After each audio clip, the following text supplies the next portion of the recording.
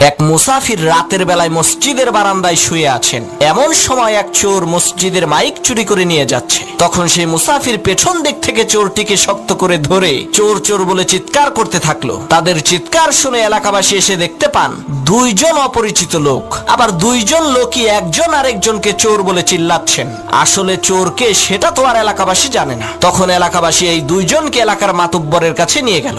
মাতুব্বর বললেন, তোরা দুইজনেই চোর, তোদের শাস্তি হলো সকাল পর্যন্ত তোরা দুইজনে আত্মহত্যায় মারা যাওয়া এই লাশ পাহারা দিবি। আমরা কেউ এই লাশের কাছে থাকবো না। তাদের দুইজনকে লাশের পাশে বেঁধে রাখা হলো। তখন মুসাফির বলছে, আল্লাহ, শেষকালে তুমি আমারে চোর বানাই দিলা। আর সেই চোর বলছে, তুই আমারে ধরলি কেন বল, এই কারণেই তো তুই চোর হইলি। তখন সেই লাশ বলে উঠলো, পাইছি রে পাইছি, আসল চোর রে পাইছি।